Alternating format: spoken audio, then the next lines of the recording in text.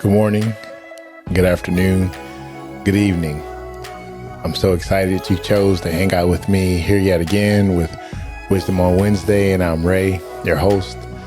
I'm excited that you've been afforded another day, another week, and a continuation in your life. Everybody didn't get another day, so I'm happy that we're still on this wisdom journey together. All appreciation to you sharing the podcast, commenting on the podcast, adding value to the podcast. I appreciate all the contributions that you've made thus far. I'm going to go ahead and get right into our session today. I'm excited to share some things that have been deposited in my spirit, spending time with the Lord. So as per usual, wise friends, I have something for us to ponder, something for us to consider, something for us to think about as we're on this wise journey. Wise people, we have to learn to speak up for ourselves. Wise people, you've got to learn the skill, the tactic to speak up for yourself.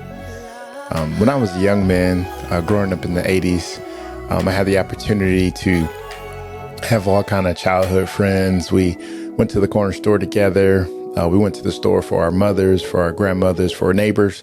It was just something you did. Once young people got responsible enough to bring back the appropriate things off the list, sometimes we went to the store with things that we were embarrassed about, but we still went.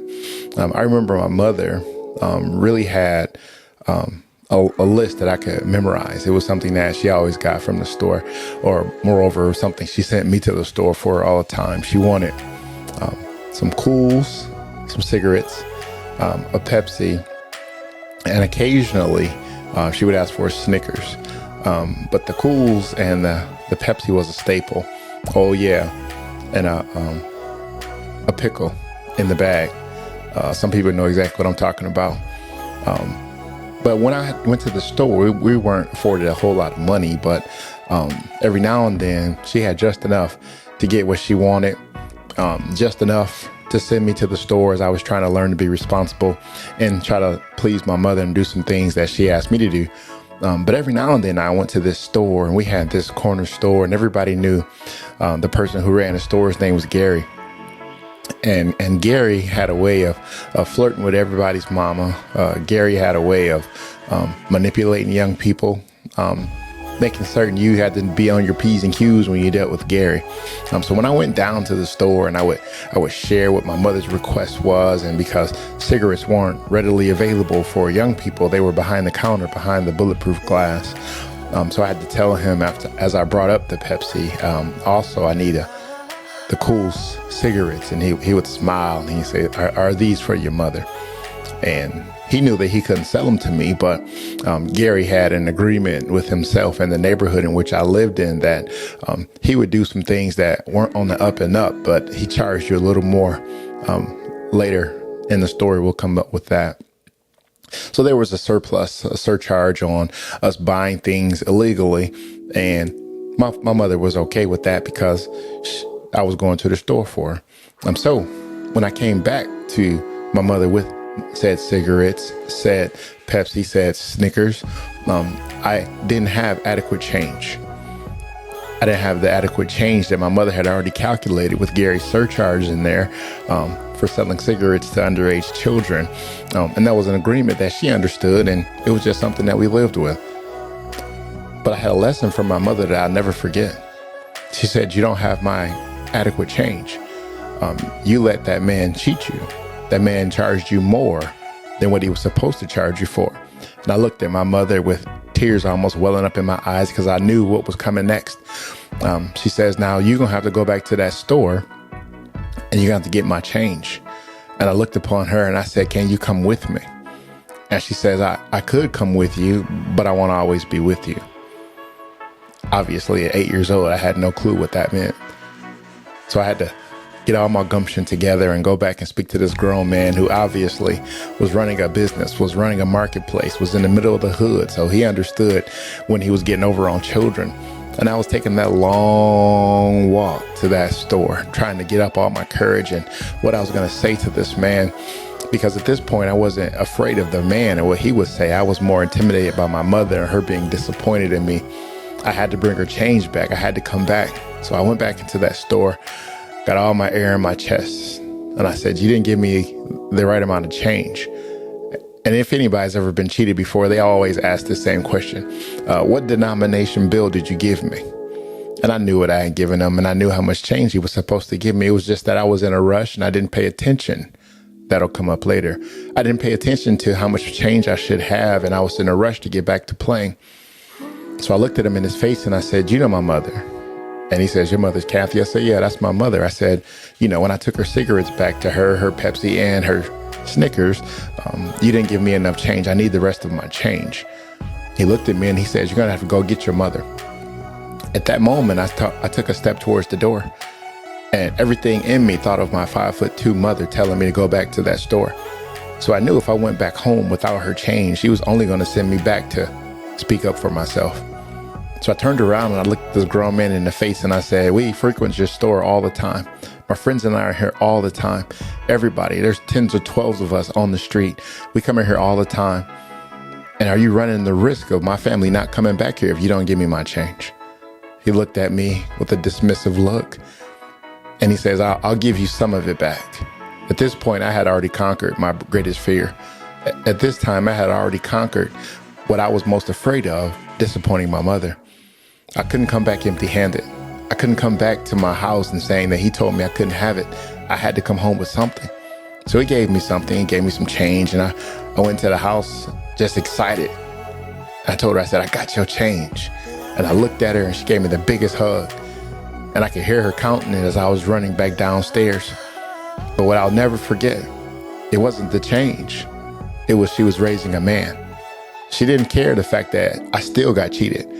But what she cared about was that I learned to stand up for myself. That I learned to speak up even when I'm intimidated. I learned to speak up even when I'm afraid. I learned to speak up even if I don't know all the information necessary. Now, wise friends, I want to encourage you today that all of us have been in a space where we've felt belittled. We felt small. We felt like somebody talked too fast. We felt like somebody gave us information we weren't readily able to quantify. And we were afraid to ask a question or tell somebody we didn't understand. I want to free you today that you got to learn to start speaking up for yourself. It's okay to tell people that I don't understand what you're talking about. It's okay to let people know that I don't have the adequate skill set, but I'm willing to learn. It's okay for you to speak up for yourself, because if you never speak up for yourself, people will continue to walk all over you, and you'll get home after that business meeting. You'll get home after that work conference call, and you'll feel like people are taking advantage of you. It's not the fact that they're taking advantage of you. It's just because you haven't spoken up yet. You haven't brought value to the conversation. You haven't brought value to the encounter. You see, far too many of us are overly concerned with the opinion of people, and we are afraid of disappointing people. Can I free you today?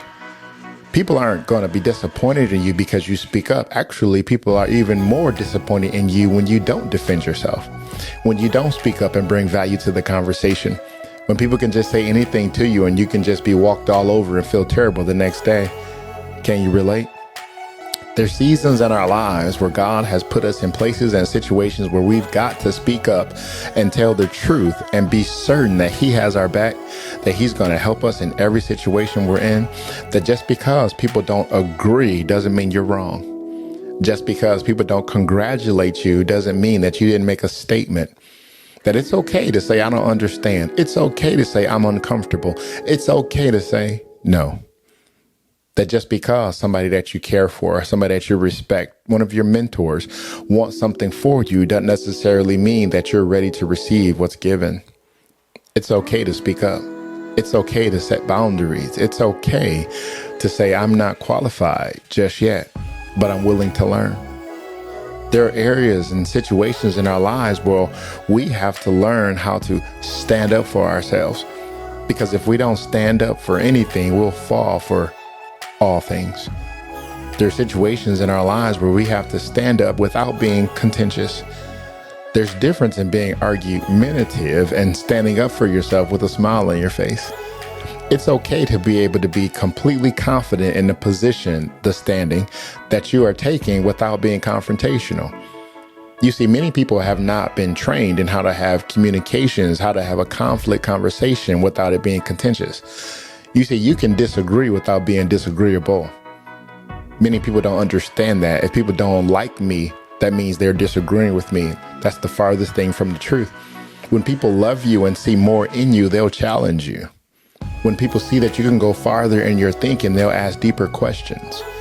You see, when people know that you can do more and you may be a little lazy, they'll ask you, how did you come to that conclusion?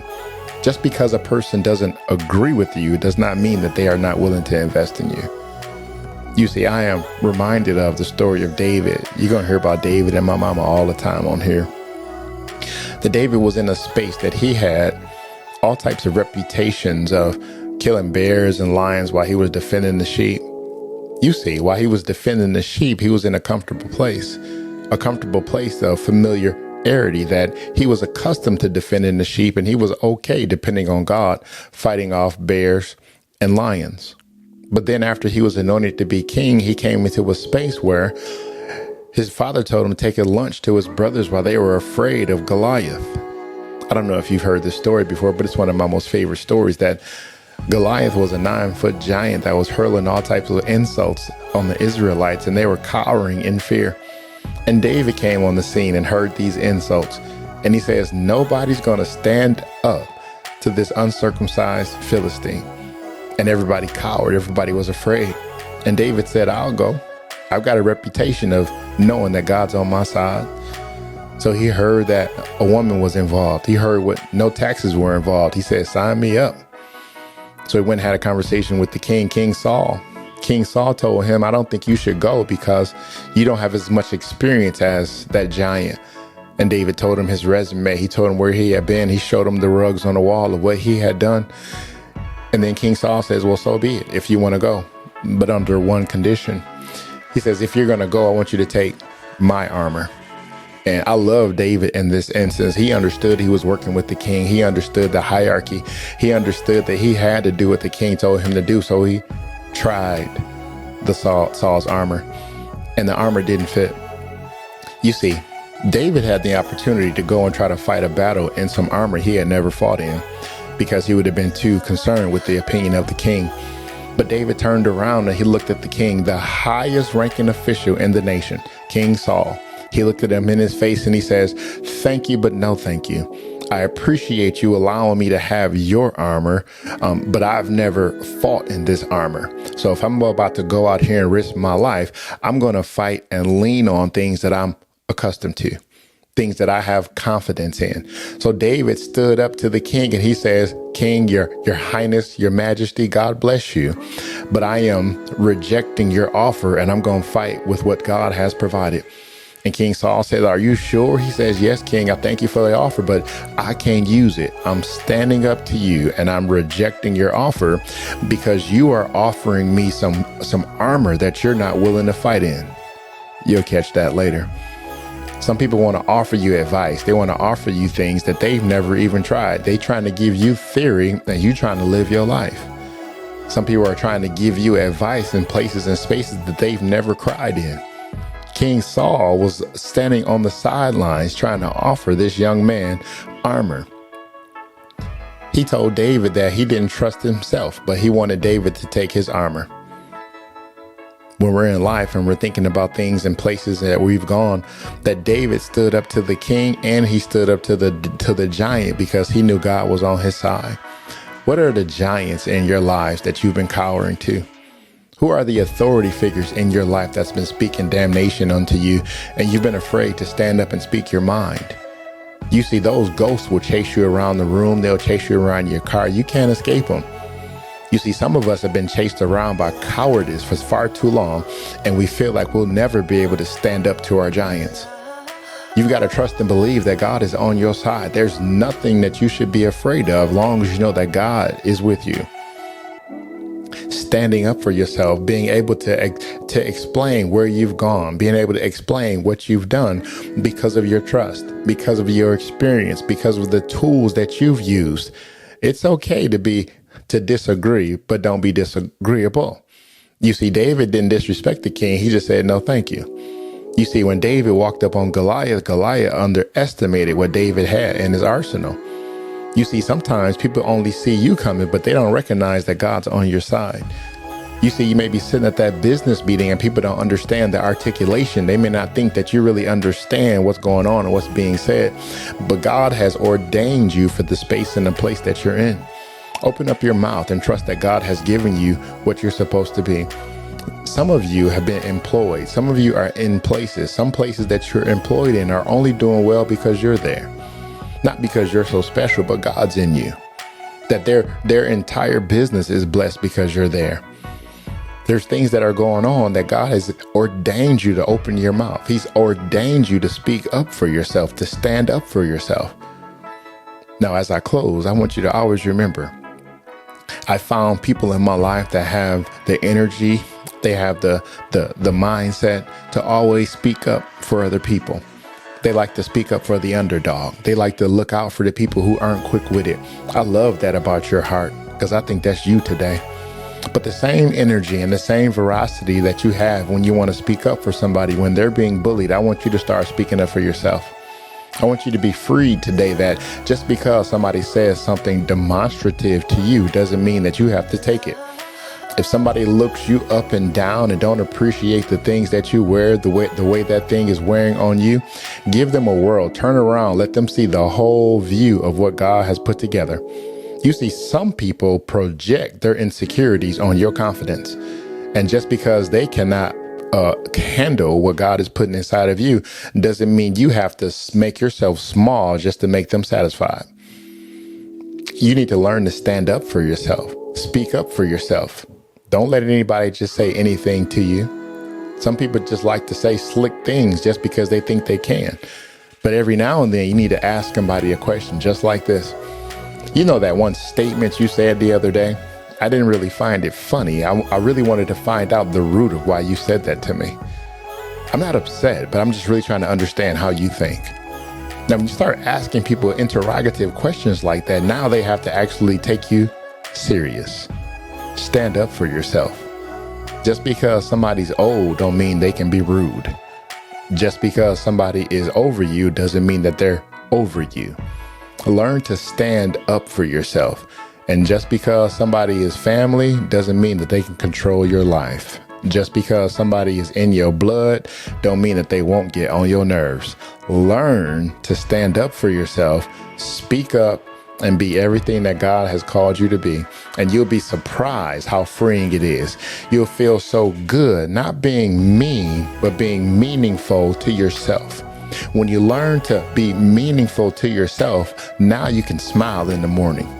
Now you won't have that heaviness on your head because people want to manipulate you and make you feel like you got to do what they want you to do all the time. And if you're not readily available to do what they want, they try to make you feel bad. Am I on your street? And just because they make you feel bad, they've manipulated you. And in your heart of hearts, you've been wanting to tell somebody the truth that I'm not available. I don't have nothing on my schedule, but guess what?